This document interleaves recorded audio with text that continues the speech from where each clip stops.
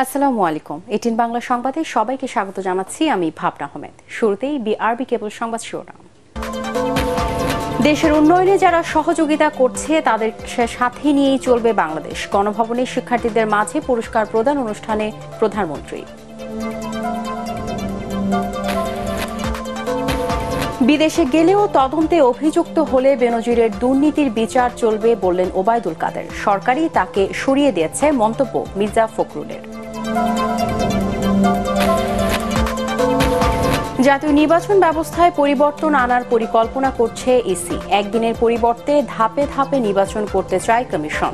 ইভিএমে হবে সব ভোট।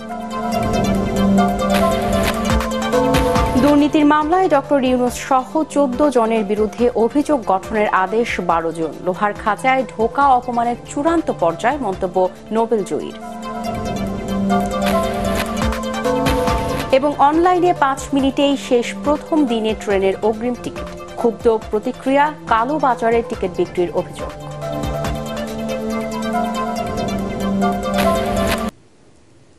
শুনছিলেন বিআরবি কেবল সংবাদ শিরোনাম। এবারে বিস্তারিত। দেশের উন্নয়নে যারা সহযোগিতা করছে তাদের নিয়ে বাংলাদেশ চলবে বলে জানিয়েছেন প্রধানমন্ত্রী শেখ হাসিনা। আমার চোখে বঙ্গবন্ধু শীর্ষক 1 মিনিটের ভিডিও চিত্র তৈরি প্রতিযোগিতায় জাতীয় পর্যায়ে নির্বাচিত শিক্ষার্থীদের মাঝে পুরস্কার প্রদান অনুষ্ঠানে বর্তমান প্রজন্মকে ইতিহাস থেকে শিক্ষা নিয়ে আগামী দিনের পথ চলায় নিজেদের গড়ে তোলার আহ্বান জানান প্রধানমন্ত্রী। বিস্তারিত মনিউর রহমানের রিপোর্টে। জাতির পিতা বঙ্গবন্ধু শেখ মুজিবুর রহমানের রাজনৈতিক দর্শন, আদর্শ ও কর্মজীবনের অনুপ্রেরণা শিক্ষার্থীদের মাঝে ছড়িয়ে দিতে প্রথমবারের মতো আয়োজন করা হয়েছে আমার চোখে বঙ্গবন্ধু শীর্ষক 1 মিনিটের ভিডিও চিত্র তৈরির প্রতিযোগিতা। এতে দেশের 8 বিভাগের প্রাথমিক, মাধ্যমিক ও উচ্চ মাধ্যমিক পর্যায়ের 11,000-এর বেশি শিক্ষার্থী অংশ নেয়। গণভবনে জাতীয় পর্যায়ে বিজয়ীদের মাঝে সম্মাননাপত্র, ক্রেস্ট ও প্রাইজবন্ড তুলে দেন প্রধানমন্ত্রী শেখ হাসিনা। আজকে এটা দেখে আমি অভিভূত, সত্যি কথা বলতে কি। অনুষ্ঠানে প্রধানমন্ত্রী বলেন, 7 মার্চের ভাষণের মধ্য দিয়ে বাঙালি জাতির মাঝে মুক্তিযুদ্ধের চেতনা ছড়িয়ে দিয়েছিলেন বঙ্গবন্ধু। স্বাধীনতার পর তৃণমূল পর্যায়ের মানুষ শক্তিশালী হয়ে উঠবে তা চায়নি দেশের এক শ্রেণী। এখন তৃণমূল পর্যায়ে মানুষ শক্তিশালী হয়ে উঠবে, তারা সিদ্ধান্ত নেবে, তারা সিদ্ধান্ত দেবে, তারা ক্ষমতাসীন হবে, এটা একটা শ্রেণী থাকে, তারা কখনোই মানতে পারে না, পছন্দ করে না, বা তারা সবসময় এটার জন্য একটা প্রতিবন্ধকতা সৃষ্টি করে। আর এর সাথে ইন্ধন যোগায় আমাদের যারা স্বাধীনতা বিরোধী ছিল, যারা ওই পাকিস্তানি হানাদার বাহিনীর দোসর ছিল। আর পাকিস্তান বা অনেক বড় বড় দেশও তখন যারা 7 ফ্লিট পাঠিয়ে আমাদের যুদ্ধে আমাদেরকে বাধা দেওয়ার চেষ্টা করেছে, তাদের কাছেও বাংলাদেশের স্বাধীনতা বা এই বিজয়টা গ্রহণযোগ্য ছিল না। 75-এর 15 আগস্টের পর ইতিহাস বিকৃত করা হলেও সঠিক তথ্য এখন উঠে এসেছে বলে মন্তব্য করেন সরকার প্রধান। গুরুত্ব আরোপ করেন মুক্তিযুদ্ধের চেতনা যাতে বিনষ্ট না হয়। নতুন প্রজন্ম, তোমরা একদিন এই দেশকে এগিয়ে নিয়ে যাবে, কিন্তু সেটা করতে হলে একটা আদর্শ লাগে। ইতিহাস থেকে আমাদের শিক্ষা নিতে হবে, কিন্তু আগামী দিনের পথ চলা আমাদেরকে খুঁজে বের করে আমরা যেন আরো সুন্দরভাবে বিশ্বের সাথে তাল মিলে কিভাবে দেশকে এগিয়ে নিয়ে যেতে পারি, সেইভাবে কিন্তু নিজেদেরকে প্রস্তুত করতে হবে। এ সময় সরকারের উন্নয়ন কাজে সমালোচকদের নিয়ে কথা বলেন প্রধানমন্ত্রী। এটা হচ্ছে কিছু ভালো লাগে না করুক, যেটা করবো বলে এটার কি দরকার ছিল, মেট্রো রেল এটার কি দরকার ছিল, এক্সপ্রেসওয়ে খামাকে এগুলি করে পয়সা নষ্ট। তো এরকম ধরনের মানুষ কিন্তু নেতিবাচক মনোভাব নিয়েই তারা চলে। তারা সবকিছু আবার যখন তৈরি করি তখন দেখি খুব ভালো করে সেগুলো আবার খুব মজা করে আবার ব্যবহার করে। বাঙালিকে কেউ যাতে আবার ভিক্ষুকের জাতিতে পরিণত করতে না পারে সে বিষয়ে সজাগ থাকার আহ্বান জানান তিনি। সকলের সাথে বন্ধুত্ব চাই এবং সেই বন্ধুত্ব রেখেই কিন্তু আমি এগিয়ে যাচ্ছি। কার দেশের সাথে কার দেশের ঝগড়া সেটা আমার দেখার দরকার নাই। আমার নিজের দেশের উন্নয়নটা আমার আগে দরকার। আমার উন্নয়নে যারা সহযোগিতা করে আমি তাদেরকে নিয়ে চলবো। আমার চোখে বঙ্গবন্ধু শীর্ষক 1 মিনিটের ভিডিও চিত্রটি শিশুদের মাঝে স্বাধীন দেশের আদর্শ ও চেতনা গড়ে তুলতে সহায়তা করবে বলে আশা করেন প্রধানমন্ত্রী শেখ হাসিনা। মনিউর রহমান, এটিএন বাংলা, ঢাকা। সাবেক আইজিপি বেনজির আহমেদ বিদেশে থাকলেও দুদকের তদন্তে অভিযুক্ত হলে তার বিরুদ্ধে দুর্নীতির বিচার চলবে বলে জানিয়েছেন আওয়ামী লীগ সাধারণ সম্পাদক ওবায়দুল কাদের। এ সময় তিনি বলেন, অপরাধী যেই হোক তাকে ছাড় দেওয়া হবে না। দুর্নীতির শাসনামলে দুর্নীতিবাজদের বিরুদ্ধে কোনো ব্যবস্থা নেওয়া হয়নি বলেও মন্তব্য করেন ওবায়দুল কাদের। বিস্তারিত জানাচ্ছেন সৈয়দ রিয়াজ। ধানমন্ডিতে আওয়ামী লীগ সভাপতির রাজনৈতিক কার্যালয়ে সংবাদ সম্মেলনে সমসাময়িক নানা বিষয় নিয়ে কথা বলেন দলের সাধারণ সম্পাদক ওবায়দুল কাদের। যত অপরাধী হোক সবকিছুর বিচার হবে, ছাড় দেওয়া হবে না। বিএনপির শীর্ষ নেতা দুর্নীতিগ্রস্ত উল্লেখ করে তিনি বলেন, দলটির নেতারা মুখে জনগণের কল্যাণের কথা বললেও ক্ষমতায় থাকলে দুর্নীতির মহোৎসব করে। তারেক রহমান অবৈধ উপায়ে অর্জিত হাজার হাজার কোটি টাকা তখন দেশের বাইরে পাচার করে, যার মধ্য দিয়ে সে বিদেশে অঢেল অর্থবিত্তের মালিক এবং দণ্ডপ্রাপ্ত পলাতক আসামি হিসাবে লন্ডনে বসে সেই অর্থবিত্ত নিয়ে বিলাসী জীবনযাপন করছে। সরকার সাবেক আইজিপিকে কিভাবে বিদেশে পাঠিয়েছে তা বিএনপি মহাসচিবের কাছে জানতে চান ওবায়দুল কাদের। বলেন, বেনজির অভিযুক্ত হলে তাকে বিচারের আওতায় আসতেই হবে। বেনজির যদি মামলায় দুর্নীতিবাজ সাব্যস্ত দেশে তাকে আসতেই, এখানে সরকার কোনো আপোষ করবে না। উনি না থাকলে কি বিচার হবে না? তারেক রহমান বাইরে আছে বলে কি ট্যাক্সি পেশনের মামলা হয়নি, সেটা রায় হয়নি? ৭৫ পরবর্তী অন্য কোনো সরকার দুর্নীতির বিরুদ্ধে ব্যবস্থা নেয়নি জানিয়ে ওবায়দুল কাদের বলেন, একমাত্র শেখ হাসিনার সরকারই দুর্নীতিবাজদের বিচারের সাহস দেখিয়েছেন। সৈয়দ রিয়াজ, এটিএন বাংলা, ঢাকা। অন্যদিকে বিএনপি মহাসচিব মির্জা ফখরুল ইসলাম আলমগীরের অভিযোগ, সরকারই বেনজির আহমেদকে দেশ থেকে সরিয়ে দিয়েছে, কিন্তু স্বরাষ্ট্রমন্ত্রী এখন তা অস্বীকার করছেন। জাতীয় প্রেস ক্লাবে দলের প্রতিষ্ঠাতা জিয়াউর রহমানের মৃত্যুবার্ষিকী উপলক্ষে আলোচনা সভায় তিনি এসব কথা বলেন। এই সরকারকে ক্ষমতা থেকে না সরাতে পারলে দেশের অস্তিত্ব বিপন্ন হয়ে পড়বে বলে মন্তব্য করেন বিএনপি মহাসচিব। মইনুল হাসানের রিপোর্ট। নানা আয়োজনে দলের প্রতিষ্ঠাতা জিয়াউর রহমানের মৃত্যুবার্ষিকী পালন করছে বিএনপি ও এর সহযোগী সংগঠনগুলো। জিয়াউর রহমান ফাউন্ডেশনের আলোচনা সভায় দলের মহাসচিব মির্জা ফখরুল ইসলাম আলমগীর সমসাময়িক নানা ইস্যুতে কথা বলতে গিয়ে অভিযোগ করেন, জোর করে ক্ষমতায় থাকতে আওয়ামী লীগই আজিজ আহমেদ ও বেনজির আহমেদদের সৃষ্টি করেছে। কি ভয়াবহ চিন্তা করেন! এখন আমাদের পত্রিকা খুললে আপনি লুট আর লুট আর লুট ছাড়া কিচ্ছু পাবেন না। অদ্ভুত। তারপর কারা লুট করছে? যারা আমাদের সমাজের সবচেয়ে বড় দায়িত্বে, রাষ্ট্রের দায়িত্বে, তারা সেনাবাহিনীর প্রধান না সাবেক আইজি, তাদেরটা বেরিয়ে আসছে। সংসদ সদস্য চোরাচালানির সঙ্গে জড়িত, টুকরা টুকরা হয়ে যায়। আমাদের আইন শৃঙ্খলা রক্ষা বাহিনী, আমাদের হোমের প্রধান বলছেন তার সম্পর্কে আমি কিছু জানি না। তো রাষ্ট্র কিছুই জানে না, এটা রাষ্ট্র আছে। আর দল ও জনগণকে সংগঠিত করে বিএনপি আবারও রাজপথে নামবে জানিয়ে মির্জা ফখরুল বলেন, গণতন্ত্র ও ভোটাধিকার প্রতিষ্ঠার আন্দোলনে জনগণের বিজয় হবেই। ঋণ নিয়ে নিয়ে আমাদের অর্থনীতিকে একেবারে ঋণগ্রস্ত লোকের যে অবস্থা হয়, সে অবস্থা আমাদের করে দিয়েছে। 1,50,000 টাকা মাথা পিছু লোন, এটা কোনো সরকার না, এটা বর্গী ডাকাত, লুটেরা। আমরা সংগঠিত করতে চেষ্টা করছি, আবারও সংগঠিত হবে। আমি জানি বাংলাদেশের মানুষ কখনো মাথা নত করে থাকে না, এবং তারা পরাজিত করবেই এই ভয়াবহ দানবীয় শক্তিকে। আওয়ামী লীগ আর নির্বাচন কমিশন মিলে দেশের নির্বাচনী ব্যবস্থাকে ধ্বংস করে দিয়েছে অভিযোগ করে বিএনপি মহাসচিব বলেন, তাই জাতীয় আর উপজেলার ভোট প্রত্যাখ্যান করেছে জনগণ। ধন্যবাদ। আসসালামু আলাইকুম। মইনুল হাসান, এটিএন বাংলা, ঢাকা। জাতীয় নির্বাচনী ব্যবস্থায় পরিবর্তন আনার পরিকল্পনা করছে নির্বাচন কমিশন। একদিনের পরিবর্তে ধাপে ধাপে নির্বাচন করতে চায় কমিশন। আগারগাঁওয়ে কমিশন ভবনে ট্রান্সপারেন্সি ইন্টারন্যাশনাল বাংলাদেশ টিআইবির সাথে বৈঠক শেষে প্রধান নির্বাচন কমিশনার কাজী হাবিবুল আওয়াল কথা জানান। এছাড়া আগামী নির্বাচন ইভিএমে করার বিষয়ে পরিকল্পনার কথা জানিয়েছে কমিশন। রিপোর্ট করছেন ইয়াসিন রানা। রাজধানীর আগারগাঁয়ে নির্বাচন ভবনে ইসির সাথে বৈঠক করেন ট্রান্সপারেন্সি ইন্টারন্যাশনাল বাংলাদেশ টিআইবির প্রতিনিধি দল। নির্বাচনী ব্যবস্থা ঢেলে সাজানো, ইভিএমে ভোট গ্রহণ, প্রার্থীদের হলফনামা যাচাই বাছাই এবং বর্তমান সংসদের কার্যকারিতা নিয়ে প্রায় 2 ঘন্টা বৈঠক করেন তারা। আপনাদের সবাইকে ধন্যবাদ। বৈঠক শেষে টিআইবির নির্বাহী পরিচালক ডক্টর ইফতেখারুজ্জামান বলেন, নির্বাচনী ব্যবস্থা ঢেলে সাজানো দরকার বলে পরামর্শ দিয়েছেন তারা। যে নির্বাচন হয় একদিনে সারা দেশে, বিশাল একটা কর্মযজ্ঞ, সেটিকে ভেবে দেখা দরকার, যেটা সেটা না করে পর্যায়ক্রমে করা যায় কিনা।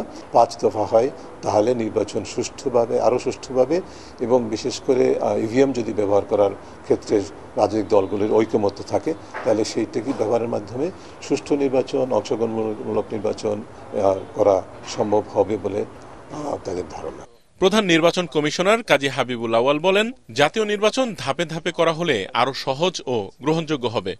জাতীয় নির্বাচনটাও যদি স্ট্যাগারিং করা যায় তাহলে ম্যানেজমেন্টটা অনেক সহজ হয়ে যাবে এবং ভোট কেন্দ্রগুলোকে অধিক সংখ্যক ফোর্সেস মোবিলাইজ করা, ডিপ্লয় করা সহজ হবে, মনিটরিংটা সহজ হবে। সেটা হচ্ছে স্ট্যাগার্ড ইলেকশনের মাধ্যমে। এদিকে নির্বাচনী আচরণবিধি ভঙ্গের শোকজ নোটিশের জবাব দিতে কমিশনে আসেন ত্রাণ ও দুর্যোগ প্রতিমন্ত্রী মহিবুর রহমান। নির্বাচনের ইমেজ যে তো কোনোভাবেই যেন নষ্ট না হয়, এই জন্য উনি এটাও বলছেন যে কোনো কারণে আমার জানার বাইরে এরকম কোনো কারণেও যদি কোনো আইন আপনাদের ভঙ্গ হয়ে থাকে তো এটার জন্য আমি দুঃখ প্রকাশ করতেছি এবং ভবিষ্যতে আমরা আরো সতর্ক থাকব। এছাড়া আচরণবিধি ভঙ্গ করায় রাঙ্গামালী উপজেলা পরিষদ নির্বাচনে চেয়ারম্যান প্রার্থী সাইদুজ্জামান মামুন, ভাইস চেয়ারম্যান প্রার্থী রওশন মৃধা এবং মহিলা ভাইস চেয়ারম্যান প্রার্থী বেগম ফেরদৌসির প্রার্থিতা বাতিল করেছে কমিশন। ইয়াসিন রানা, এটিএন বাংলা, ঢাকা। গ্রামীণ টেলিকমের শ্রমিক কর্মচারী কল্যাণ তহবিলে প্রায় 25 কোটি টাকা আত্মসাতের মামলায় ডক্টর মোহাম্মদ ইউনূস সহ 14 জনের বিরুদ্ধে বিচার শুরুর বিষয়ে 12 জুন আদেশ দেবেন আদালত। মামলার অভিযোগ গঠনের শুনানি শেষে ঢাকার বিশেষ জজ আদালত 4-এর বিচারক সৈয়দ আরাফাত হোসেন আদেশের জন্য এই দিন ঠিক করেন। শুনানি শেষে ডক্টর ইউনূস বলেন, অপমানের চূড়ান্ত পর্যায়ে পৌঁছে গেলে লোহার খাঁচায় ঢুকতে হয়। এটা অভিশপ্ত জীবনের একটা অংশ। রিপোর্ট। গ্রামীণ টেলিকমের শ্রমিক কর্মচারীদের প্রায় 25 কোটি টাকা আত্মসাতের মামলার অভিযোগ গঠনের শুনানিতে রোববার সকালে আদালতে আসেন নোবেলজয়ী অর্থনীতিবিদ ডক্টর মোহাম্মদ ইউনূস। সকাল 10:30টার দিকে শুরু হয় শুনানি। এ সময় ডক্টর ইউনূস সহ অভিযুক্ত 14 আসামি মামলা থেকে অব্যাহতির আবেদন করেন। শুনানির শুরুতে ডক্টর ইউনূস ছাড়া সব আসামিকে লোহার খাঁচার কাঠগড়ায় দাঁড়াতে বলা হলে অন্যান্য আসামিদের সাথে ডক্টর ইউনূসও দাঁড়ান সেখানে। তবে মিনিট দুয়েক পরে তাদের এজলাসে বসানোর আদেশ দেন বিচারক। প্রায় 3.5 ঘন্টার শুনানি হলেও আদালত এদিন কোনো আদেশ দেননি। মাননীয় আদালত উভয়ের শুনানি অন্তে 12 তারিখে আদেশ প্রদান করবেন বলে জানিয়েছেন। মানি লন্ডারিংয়ের যে অপরাধ তার বিরুদ্ধে আমরা এনেছি এবং জাল জালিয়াতির যে অভিযোগ আমরা এনেছি, ইনশাল্লাহ আদেশের মাধ্যমে সেটা প্রতিফলিত হবে। শুনানি শেষে সাংবাদিকদের সাথে কথা বলেন ডক্টর মোহাম্মদ ইউনূস। আসামিদের লোহার খাঁচার কাঠগড়ায় দাঁড় করানোয় ক্ষোভ প্রকাশ করেন তিনি। এই মামলাটা হাইকোর্টে ছিল, হাইকোর্ট এটা গ্রহণ করেছে, গ্রহণ করে বলেছে যেহেতু দুই পক্ষ আপোষ হয়ে গেছে মামলা চালানোর কোনো বিষয় নাই। যারা চুর বাটপার তারা চলে যাবে বিদেশে কোটি কোটি টাকা নিয়ে, আর যারা দেশপ্রেমিক দেশের জন্য সম্মান আনবে তাদেরকে ঢুকানো হবে কারাগারে, তাদেরকে অপমানিত করা হবে। মহাকাব্যে কিছু দেবদেবী থাকে, তারা অভিশাপ দেয় এবং যাদের উপর অভিশাপ দেয় তারা অভিশপ্ত জীবন যাপন করে। আমিও মনে হয় এরকম কোনো মহাকাব্যের অংশ হয়ে গেছি, কোনো দেবদেবী আমার উপর অসন্তুষ্ট হয়েছে, আমার উপর অভিশাপ করেছে। এটা আমার জীবনের একটা স্মরণীয় ঘটনা যে লোহার খাঁচার ভেতরে দাঁড়িয়ে আছি আদালতের কাঠগড়ায়। এই অভিশপ্ত জীবনের একটা অংশ, সেটার কথা উল্লেখ করলাম। অভিশপ্ত জীবনের একটা বড় পর্যায়ে পৌঁছে গেছি, সেটা বুঝলাম যে অভিশাপ অনেক উপরে নিয়ে গেছে এখন আমাকে। ডক্টর ইউনূস সহ 13 জনের বিরুদ্ধে গত বছরের 30 মে মামলা করে দুদক। পরবর্তীতে চার্জশিটে গ্রামীণ টেলিকমের শ্রমিক কর্মচারী ইউনিয়নের দপ্তর সম্পাদক কামরুল হাসানকে আসামি হিসেবে যুক্ত করা হয়। গত 2 এপ্রিল চার্জশিট গ্রহণ করেন ঢাকা মহানগর সিনিয়র স্পেশাল জজ আদালত। হুমায়ুন চিস্তি, এটিএন বাংলা, ঢাকা। অনলাইনে মাত্র 5 মিনিটেই শেষ ট্রেনের অগ্রিম টিকিট। আজ দেওয়া হয়েছে 12 জনের টিকিট। সব টিকিট অনলাইনে ছাড়াই রাজধানীর কমলাপুর স্টেশনে এসে ফিরে যেতে হয়েছে অনেককে। কালোবাজারে টিকিট বিক্রির অভিযোগও করেছেন কেউ কেউ। রিপোর্টে জানাচ্ছেন মাহবুব কবির চপল।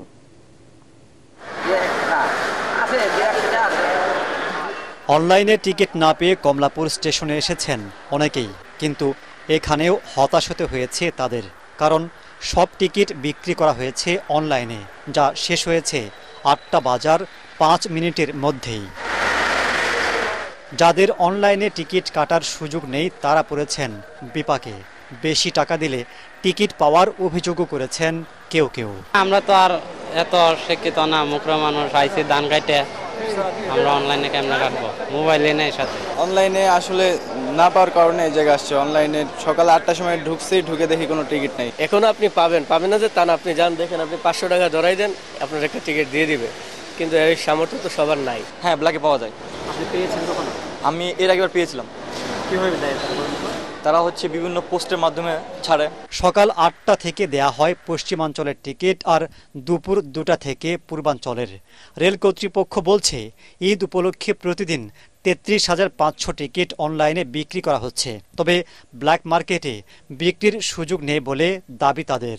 এটা কেন অন্যায়, বেচে বিক্রি করা অন্যায়, আপনি জানেন যে সেক্ষেত্রে ওই লোক ট্রেনে ভ্রমণ করতে পারবে না। তো ধরুন যেই কিনলো সে তো, কারণ আমাদের এখানে চেকিংয়ে যদি দেখা যায় যে সে তার নিজের আইডেন্টি যে টিকিট কাটেননি, তো সেহেতু উনি ভ্রমণ করতে পারবেন না। আর ট্রেনে ধরা পড়লে তো ভাড়া এবং জরিমানা আদায় করা হবে। রেয়াদ সুবিধা তুলে নেওয়ায় প্রতি 100 টাকায় ভাড়া বেড়েছে 20 টাকার মতো। বর্তমান সময়ে যা চাপে ফেলেছে সাধারণ মানুষকে। হঠাৎ করে এভাবে ভাড়া বেড়ে যাওয়ায়, প্লাস হচ্ছে টিকিট পাওয়া যাচ্ছে না। যদি অনলাইনে না কাটা হয় তাহলে আইসাও কোনো টিকিট পাওয়া যাচ্ছে না, তাহলে এটা হচ্ছে মানুষের জন্য দুর্ভোগ না। দ্রব্যমূল্যের দাম বেশি, এই ক্ষেত্রে যেহেতু ট্রেনের ভাড়া বাড়িছে, যেহেতু চাপ তো একটু বাড়িছে। ঈদের সময় কমলাপুর স্টেশন থেকে প্রতিদিন ছাড়বে 108টি ট্রেন। ঈদের 5 দিনে ঢাকা ছাড়েন 1 কোটির বেশি মানুষ।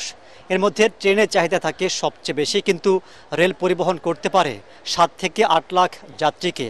এ অবস্থায় সক্ষমতা বাড়ানোর দাবি সাধারণ মানুষের। মাহবুব কবির চপল, এটিএন বাংলা, কমলাপুর স্টেশন, ঢাকা। এবার বাজেট প্রসঙ্গ।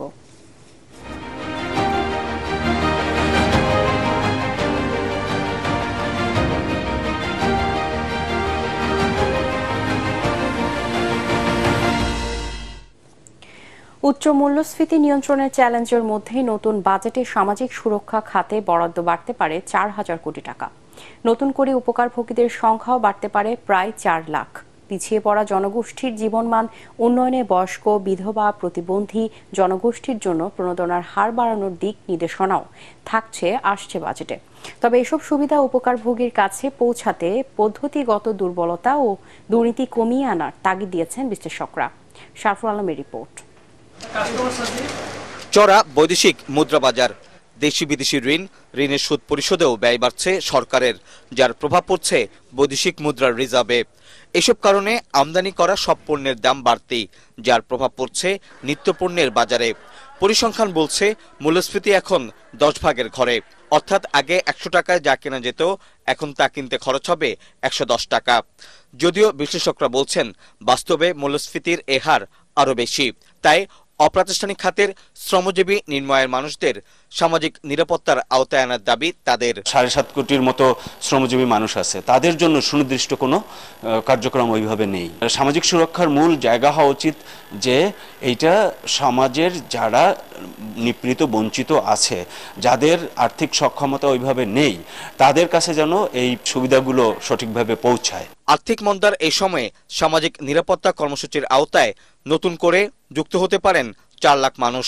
চলতি অর্থ বছরের চেয়ে কিছুটা বেড়ে বিশেষ চাহিদা সম্পন্ন প্রতিবন্ধী, বয়স্ক ও বিধবা ভাতা প্রাপ্তির সংখ্যা বাড়ানোর পাশাপাশি কম দামে পণ্য কিনতে টিসিবি ফ্যামিলি কার্ডধারীর সংখ্যা বাড়ানোর ঘোষণাও আসতে পারে নতুন বাজেটে। উচ্চ মূল্যস্ফীতি অব্যাহতভাবে বছর জুড়ে থাকার কারণে, মানুষের প্রকৃত আয় কমার কারণে খাদ্য এবং পুষ্টি নিরাপত্তা দুটোই আসলে চ্যালেঞ্জের মধ্যে।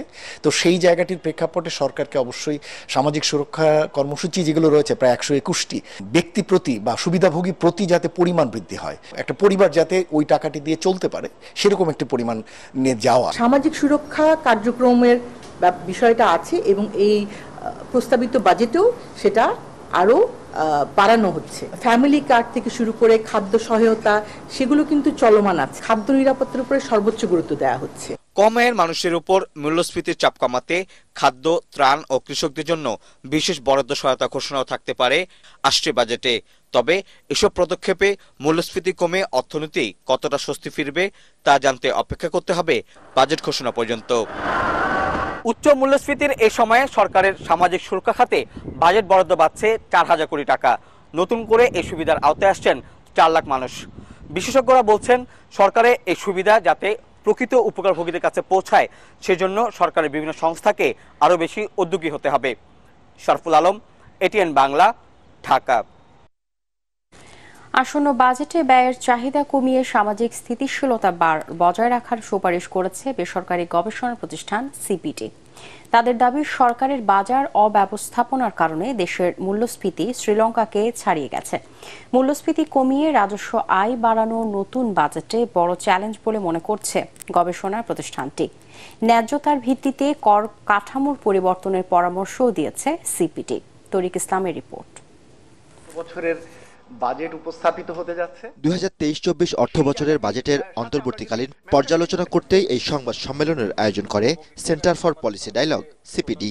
এ সময় প্রতিষ্ঠানটির গবেষণা পরিচালক খন্দকার গোলাম মুয়াজ্জেম তুলে ধরেন চলতি অর্থ বছরের বাজেটের ঘাটতি এবং আগামী বাজেটের করণীয় নানান দিক। সরকার প্রবৃদ্ধির ক্ষেত্রে মূলত গুরুত্ব দিচ্ছেন আইএমএফ এর সঙ্গে তার যে শর্ত এবং সেই অনুযায়ী যে নীতি সংস্কার বা নীতি অ্যাডজাস্টমেন্ট করা সেদিকে গুরুত্ব দিচ্ছেন। দেশের চলমান অর্থনৈতিক সংকট মোকাবেলা ও বাজেট বাস্তবায়নে রাজস্ব আয় বাড়াতে কর কাঠামো পরিবর্তনের দাবি জানান এই অর্থনীতিবিদ। ইনকাম ট্যাক্স বা ভ্যাট কালেকশনের জন্য যে প্রত্যাশা বা ডিভিডেন্ড বা প্রফিট থেকে সরকারের যে আয়, নন ট্যাক্স আয়, সেইগুলো যদি অত আয় যদি না হয় তাহলে এই যে টার্গেট, সে টার্গেট অ্যাচিভ করা সম্ভব না। আমরা সবসময় বলে এসেছি বাস্তবানুক টার্গেট সেট করা দরকার। মূল্যস্ফীতির লাগাম টেনে ধরতে না পারা সরকারের জন্য বড় ব্যর্থতা বলেও মন্তব্য করেন তিনি। নীতির ক্ষেত্রে দুর্বলতা, সুশাসনের অভাব এবং প্রয়োজনীয় সংস্কার বাস্তবায়নের ব্যর্থতা, এই বিষয়গুলো কিন্তু ধারাবাহিকভাবে চলেছে। সাধারণ মানুষের সুরক্ষায় আসছে বাজেটে সামাজিক সুরক্ষা খাতের আওতা ও বরাদ্দ বাড়ানোর দাবি জানান সিপিডির এই গবেষণা পরিচালক। আমরা মনে করি যে বর্তমান প্রেক্ষাপটে উচ্চ প্রবৃদ্ধির টার্গেট ধরে এগোনোর চেয়ে সামষ্টিক স্থিতিশীলতা অর্জনটাই সরকারের বেশি প্রাধিকার পাওয়া উচিত। তরিক ইসলাম, এটিএন বাংলা, ঢাকা। যেসব রিক্রুটিং এজেন্সির কারণে মালয়েশিয়াগামী কর্মীরা প্রতারিত হয়েছেন তাদের বিরুদ্ধে কঠোর ব্যবস্থা নেওয়া হবে বলে জানিয়েছেন প্রবাসী কল্যাণ প্রতিমন্ত্রী শফিকুর রহমান চৌধুরী। নিজ মন্ত্রণালয়ের সংবাদ সম্মেলনে মন্ত্রী জানান, ঘটনা তদন্তে কমিটি গঠন করা হয়েছে। দোষী এজেন্সির বিরুদ্ধে ব্যবস্থা নেওয়ার পাশাপাশি ক্ষতিগ্রস্তদের ক্ষতিপূরণ দেওয়ার ব্যবস্থাও করা হবে। মন্ত্রীর দাবি, এ ঘটনায় মন্ত্রণালয় থেকে কোনো ধরনের গাফিলতি হয়নি। রিক্রুটিং এজেন্সির সংগঠন বাইরার অবহেলার জন্য দায়ী। সরকার সিন্ডিকেটের বিরুদ্ধে দাবি করলেও সিন্ডিকেট ভাঙার বিষয়ে কোনো সদুত্তর দিতে পারেননি প্রবাসী কল্যাণ প্রতিমন্ত্রী। আমরা একটা তদন্ত কমিটি করেছি, সেই তদন্ত কমিটি 7 দিনের ভিতরে রিপোর্ট দিবে এবং তাদের সুপারিশ দিবে এবং আমি বিশ্বাস করি যারা এইটার জন্য দায়ী হবে তাদের বিরুদ্ধে আমরা শাস্তিমূলক ব্যবস্থা গ্রহণ করব এবং যারা ক্ষতিগ্রস্ত হয়েছে তাদেরকে অগ্রাধিকার ভিত্তিতে যাতে দেওয়া হয়, দিতে পারি, মালয়েশিয়া যাইতে পারে, সেই ব্যবস্থা গ্রহণ করার জন্য আমরা কাজ করে যাচ্ছি। দুর্যোগ ও ত্রাণ মন্ত্রণালয়ের হিসাবে ঘূর্ণিঝড় রিমালের আঘাতে 6,880 কোটি টাকার ক্ষতি হয়েছে বলে জানিয়েছেন ত্রাণ ও দুর্যোগ প্রতিমন্ত্রী মহিবুবুর রহমান। তবে সব মিলিয়ে ক্ষতির পরিমাণ কত হয়েছে তা আগামী 9 জুন জানা যাবে বলে জানিয়েছেন তিনি। সচিবালয়ে এক আন্তঃমন্ত্রণালয় বৈঠক শেষে মহিবুবুর রহমান এসব কথা বলেন। তিনি বলেন, ঝড়ে সবচেয়ে বেশি ক্ষতি হয়েছে পায়রা বন্দর চ্যানেল ও বেড়িবাঁধের। বেড়িবাঁধগুলো আরও টেকসইভাবে তৈরি করতে একটি প্রস্তাব প্রধানমন্ত্রীর কাছে দেওয়া হতে পারে বলেও জানিয়েছেন দুর্যোগ ও ত্রাণ মন্ত্রী। আমাদের যে বেড়িবাঁধগুলি আছে এগুলো উঁচু করার দরকার, অনেক আগের। আর এই বেড়িবাঁধগুলি অনেক কারণে মাটি ক্ষয়ে টয়ে সংকুচিত হয়ে গেছে, এটাকে আরো সংস্কার করার দরকার। আধুনিক প্রযুক্তির মাধ্যমে টেকসই বেড়িবাঁধ করার ব্যাপারে সেটার উপরে আমরা একটা সাজেশন আমার মাননীয় প্রধানমন্ত্রীর কাছে দিব।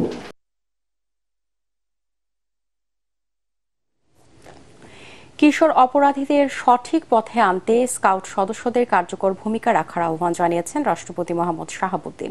রাজধানীর ওসমানী স্মৃতি মিলনায়তনে স্কাউট জাতীয় কাউন্সিলের 52তম বার্ষিক সাধারণ সভায় উদ্বোধনী অনুষ্ঠানে এই আহ্বান জানান তিনি।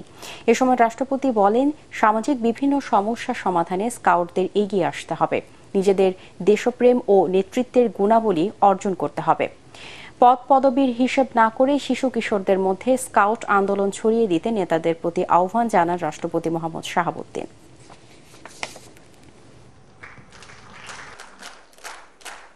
আকাশ সংস্কৃতির নেতিবাচক প্রভাব, মাদকাসক্তি, তথ্য প্রযুক্তির অপব্যবহার আমাদের কিশোর তরুণদের উপর মারাত্মক কুপ্রভাব ফেলেছে। শহরে উপশহরে কিশোর গ্যাংয়ের উত্থান এসবেরই বহিঃপ্রকাশ। পত্রিকার পাতা খুললেই কিশোর গ্যাং এর সন্ত্রাসী কার্যক্রমের খবর চোখে পড়ে। কিশোর ও তরুণ প্রজন্মকে সঠিক পথে পরিচালিত করতে স্কাউটিং ইতিবাচক ও কার্যকর ভূমিকা রাখতে পারে। সোশ্যাল মিডিয়া দেখে কিশোর গ্যাং তৈরি হচ্ছে জানিয়ে সিআইডি প্রধান মোহাম্মদ আলী মিয়া বলেছেন, তরুণ সমাজকে যুক্ত করে সচেতনতার মাধ্যমে ডিজিটাল অপরাধ বন্ধে কাজ করছে সিআইডি। সকালে রাজধানীর মালিবাগে সিআইডি সদর দপ্তরে সিআইডি আর্কাইভ নীতিমালা এবং অর্থ পাচার ও অনলাইন জুয়া নিয়ন্ত্রণ গবেষণা বিষয়ে 2 বইয়ের মোড়ক উন্মোচন অনুষ্ঠানে তিনি এসব কথা বলেন। এ সময় সিআইডি প্রধান বলেন, তাদের আর্কাইভে বঙ্গবন্ধু হত্যা মামলা এবং 21 আগস্ট গ্রেনেড হামলা মামলার নথি সহ গুরুত্বপূর্ণ এবং স্পর্শকাতর মামলার নথি ও তথ্য সংরক্ষণ করা হবে। এখন ডিজিটাল যুগ, সাইবার যুগ, আমরা স্পেশাল ডাইমেনশন আকারে গডফাদারদের নিয়ে আসছি এবং গডফাদারদের মাদক গডফাদারদের যত প্রপার্টি আছে তাদের প্রপার্টি অবৈধভাবে অর্জিত প্রপার্টিগুলিকে আমরা আইনের আওতায় নিয়ে আসছি। কোনোটা ফ্রিজ করেছি, সিজ করেছি। সিআইডিতে একটি মানব পাচার সেল আছে। যারা রিপেট্রিয়েট হয়, বিভিন্নভাবে প্রতারণার শিকার হয়ে বিদেশ থেকে রিপেট্রিয়েট হয়, আমাদের এই সেল তারা রিপোর্ট করার সাথে সাথে আমরা তাদের সমস্ত ডেটাগুলি সংগ্রহ করে প্রিজার্ভ করি। মামলা হওয়ার সাথে সাথে আমরা কিন্তু আইনগত ব্যবস্থা গ্রহণ করি। সাধারণ মানুষের উপকারে আসবে না এমন কোনো প্রকল্প আর নেওয়া হবে না বলে জানিয়েছেন স্বাস্থ্যমন্ত্রী ডাক্তার সামন্তলাল সেন। আসছে বাজেটে স্বাস্থ্য খাতে যে বরাদ্দ থাকবে তা যথাযথভাবে ব্যবহার করা হবে বলেও জানান তিনি। সচিবালয়ে এক সংবাদ সম্মেলনে তিনি এসব কথা বলেন। এ সময় সাংবাদিকদের প্রশ্নের উত্তরে মন্ত্রী বলেন, অবৈধ ক্লিনিকের বিরুদ্ধে অভিযান বন্ধ হয়নি, সাময়িকভাবে স্থগিত রাখা হয়েছে। আর ডেঙ্গু প্রসঙ্গে তিনি বলেন, রোগের চিকিৎসার ব্যাপারে স্বাস্থ্য বিভাগ পুরোপুরি তৈরি রয়েছে, তবে এডিস মশা নিয়ন্ত্রণে সিটি কর্পোরেশনগুলোকে আরও কার্যকর ব্যবস্থা নিতে হবে। আমি অহেতুক কোনো প্রকল্প নিব না যেটা আমি প্রকল্প নিয়ে কাজ শেষ করতে পারবো না। সুতরাং আমার নির্দেশই থাকবে, আমরা সাধারণ মানুষের উপকারে যে প্রকল্প আসবে সেই প্রকল্পটা নিয়ে আমরা কাজ করব এবং এটা মনিটর করার জন্য আমি প্রত্যেক মাসে অল্প অল্প করে সবার সাথে কথা বলবো যেন আমি অর্থ বছরে টাকাটা আমি শেষ করতে পারি।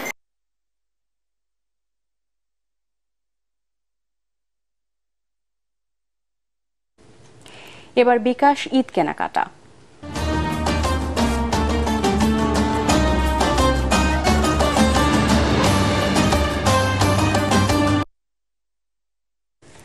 রাজধানীর শপিং মলগুলোতে এখনো জমে ওঠেনি ঈদ কেনাকাটা, তবে বিক্রেতারা মনে করছেন 2-1 দিনের মধ্যেই জমে উঠবে ঈদুল আজহার কেনাকাটা। এবারও ক্রেতাদের কেনাকাটার সুবিধায় দেশের সর্ববৃহৎ মোবাইল ব্যাংকিং সেবা প্রতিষ্ঠান বিকাশ দিচ্ছে বিশেষ অফার। খায়রুল ইসলামের রিপোর্ট। আসন্ন ঈদুল আজহা উপলক্ষে এজেভাই শোরুম এবারও গ্রাহকদের কথা মাথায় রেখে বিভিন্ন পোশাকের নতুন নতুন কালেকশন নিয়ে এসেছে। আর এই নতুন বাহারি ডিজাইনের পোশাক কিনতে পেরে খুশি ক্রেতারা। কোয়ালিটিটাও বেশ ভালো, কারণ এদের কাপড় বেশ আরাম, মানে ভালো, মানুষের প্রাইসটাও রিজনেবল। আমার অনেক পছন্দের প্রোডাক্টও আছে এখানে, রিজনেবল প্রাইজের ভিতরেও। বিকাশের থেকে আমরা যে পেমেন্টটা বা ডিসকাউন্টটা যে পাচ্ছি 200 টাকা পর্যন্ত ক্যাশব্যাক, এটার জন্য খুবই ভালো। কেনাকাটার সুবিধায় দেশের সর্ববৃহৎ মোবাইল ব্যাংকিং সেবা প্রতিষ্ঠান বিকাশের বিভিন্ন অফারে ক্রেতাদের ভালো সাড়া পাচ্ছেন বিক্রেতারা। বেশ পজিটিভ ভাবেই নিচ্ছে, কারণ এখান থেকে তারা একটা ক্যাশব্যাক পাচ্ছে, তো সেই হিসাবে বেশ ভালো একটা রেসপন্স পাচ্ছে আমরা কাস্টমারদের কাছ থেকে। বিকাশের পাশাপাশি ক্রেতাদের জন্য এজেভাই শোরুমও প্রতিটি পণ্যে দিচ্ছে 20% মূল্য ছাড়। খায়রুল ইসলাম, এটিএন বাংলা, ঢাকা। এই ঈদে দেশ জুড়ে কেনাকাটার ফুর্তি হবে শুধু বিকাশে, সাথে ডিসকাউন্ট কুপন, ইনস্ট্যান্ট ক্যাশব্যাক। এবারে আল আরাফা ইসলামী ব্যাংক অর্থ সংবাদ।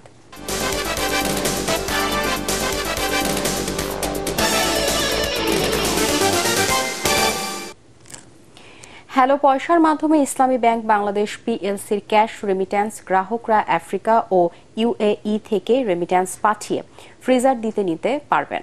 ক্যাম্পেইন চলাকালীন ডিজিটাল ড্রয়ের মাধ্যমে প্রতি ব্যাংকিং ডেতে 2টি করে ফ্রিজার জিতে নেওয়ার সুযোগ রয়েছে।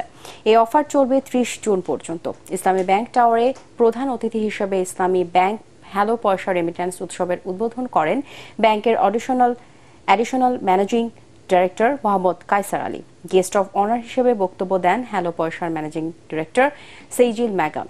ডেপুটি ম্যানেজিং ডিরেক্টর মিফতাহ উদ্দিনের সভাপতিত্বে অনুষ্ঠানে বিশেষ অতিথি হিসেবে বক্তব্য দেন additional managing director JQM Habibullah FCS, Mohammad Altaf Hussain এবং হ্যালো পয়সার বাংলাদেশ কান্ট্রি হেড ফজলুল ফয়েজ উল্লাহ।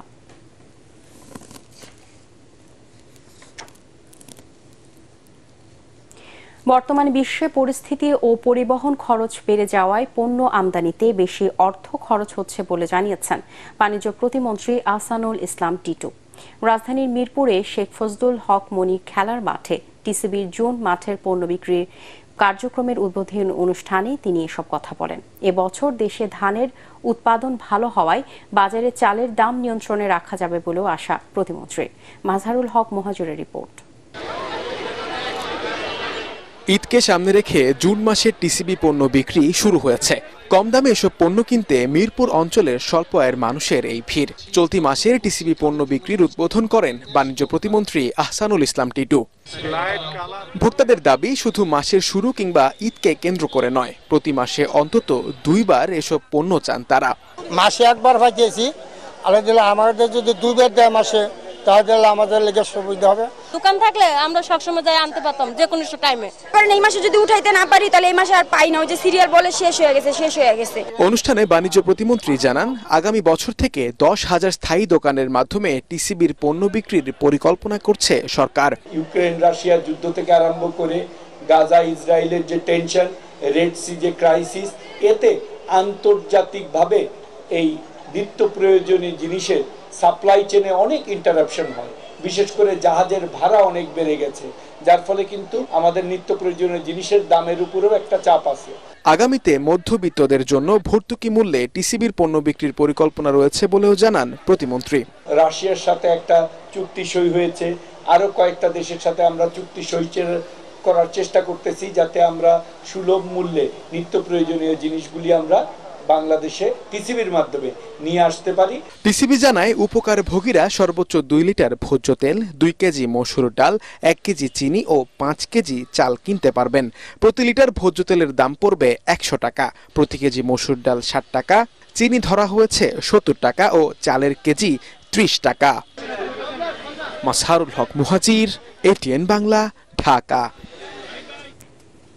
রান্নার খোলা চুলা থেকে সৃষ্ট ধোঁয়া ও দূষণে বাংলাদেশে বছরে অন্তত 33,000 মানুষের মৃত্যু হচ্ছে বলে জানিয়েছেন বিশেষজ্ঞরা। নিম্ন আয়ের মানুষের জন্য নিরাপদ ও নবায়নযোগ্য জ্বালানি সরবরাহ নিশ্চিত না করলে অসুখ ও মৃত্যু বাড়তেই থাকবে বলেও জানান তারা। রাজধানীর ডেইলি স্টার মিলনায়তনে বার্ষিক ও ক্যাপস আয়োজিত সংলাপে এসব তুলে ধরা হয়। অনুষ্ঠানে প্রধান অতিথি ছিলেন এমিরেটাস অধ্যাপক ও নগরবিদ অধ্যাপক নজরুল ইসলাম। বক্তৃতা করেন ক্যাপস চেয়ারম্যান ও পরিবেশবিদ ডক্টর আহমেদ কামরুজ্জামান, IABর ভাইস প্রেসিডেন্ট অধ্যাপক মাহমুদ আলী নকি, বার্ষিক প্রকল্প পরিচালক Mohammad Kamruzzaman, south Asian climate journalist ফোরামের নির্বাহী সভাপতি কেরামতুল্লাহ বিপ্লব ও রাজধানীর বিভিন্ন বস্তির প্রতিনিধিরা। ধনী দরিদ্র সবার জন্যই দেশের সুষম ও পরিবেশ সম্মত উন্নয়ন নিশ্চিত করার দাবি জানান তারা। কুরবানির ঈদকে সামনে রেখে গরু লালন পালনে ব্যস্ত সময় পার করছেন যশোরের খামারিরা। তবে পশুর ন্যায্য দাম নিশ্চিতে অবৈধ পথে ভারত থেকে গরু না আনার অনুরোধ জানিয়েছেন তারা, নইলে লোকসানের আশঙ্কা করছেন খামারিরা। জেলা প্রাণী সম্পদ বিভাগ জানিয়েছে স্থানীয় চাহিদা মিটিয়ে এখনকার গরু বাইরের জেলাগুলোতে সরবরাহ করা সম্ভব। যশোর থেকে তামান্না ফরজানার পাঠানো তথ্য ও ছবি নিয়ে জাহিদুল আলমের রিপোর্ট। পবিত্র ঈদুল আজহাকে সামনে রেখে যশোরের 8টি উপজেলায় অসংখ্য ছোট বড় গরুর খামার গড়ে উঠেছে। দেশি গরু মোটা তাজা করা হয়েছে প্রাকৃতিক উপায়ে। তবে গত বছরের তুলনায় গোখাদ্যের দাম বেশি হওয়ায় কুরবানির পশু পালনে ব্যয় অনেক বেড়েছে। অবৈধ পথে ভারতীয় গরু না এলে এবং ন্যায্য দাম পেলে লাভবান হওয়ার আশা খামারিদের। বর্তমান গরুর খাবারের দামটা অনেক বৃদ্ধি, এই জন্য আমরা মনে করেন খাবার কিনে গরুকে খাওয়ায় সঠিকভাবে দাম পাচ্ছি না। আশা করা যায় এবার ভালো দাম পাওয়া যাবে যদি ভারত থেকে গরু না আসে। আমাদের একটা অনুরোধ সরকারের কাছে, ভারতীয় গরু যেন এখন ঈদের সময় না আসে আর আমরা ন্যায্য দামটা যেন পাই।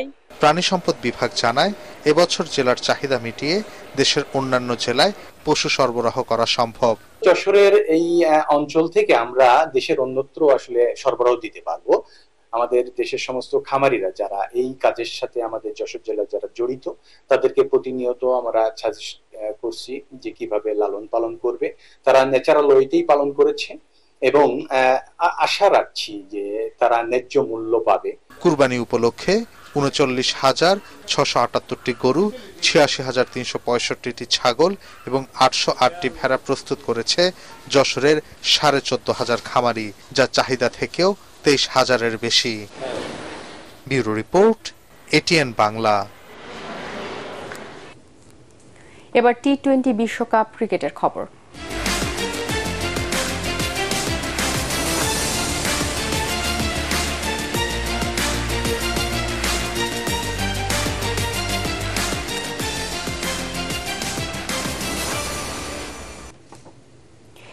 কানাডাকে ৭ উইকেটে হারিয়ে টি-20 বিশ্বকাপের উদ্বোধনী ম্যাচে জয় পেয়েছে স্বাগতিক যুক্তরাষ্ট্র। ডালাসে আগে ব্যাট করে ৫ উইকেটে ১৯৪ রানের পাহাড় গড়ে অতিথিরা। ৬১ রান করেন ধালিওয়াল।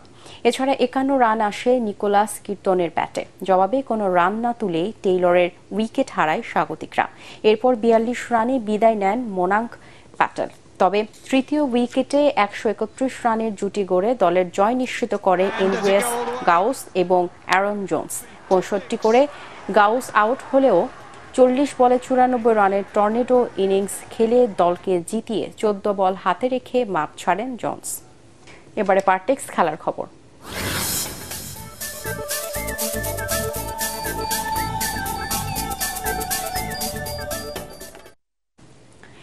ইনজুরি থেকে এখনো সেরে উঠতে পারেননি তাসকিন আহমেদ।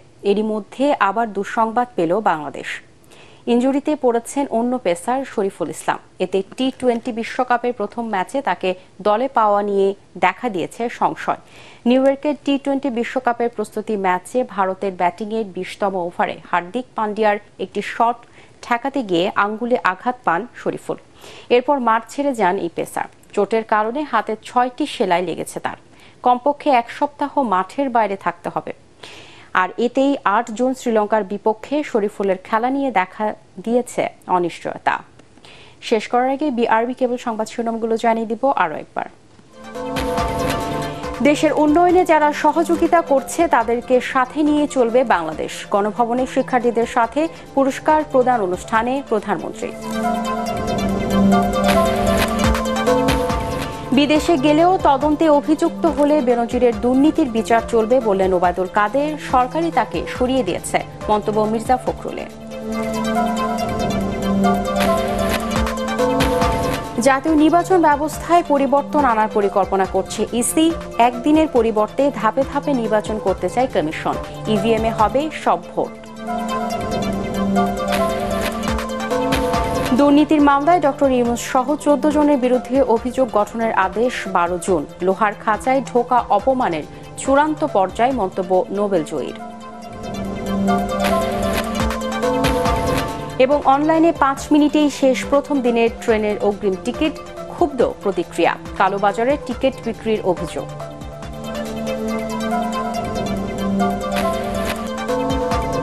পরবর্তী সংবাদ দেখার আমন্ত্রণ জানিয়ে এখনকার মতো শেষ করছি। এটিএন বাংলার সংবাদ ইউটিউবে দেখতে ব্রাউজ করুন youtube/এটিএন বাংলা নিউজ। ধন্যবাদ সবাইকে।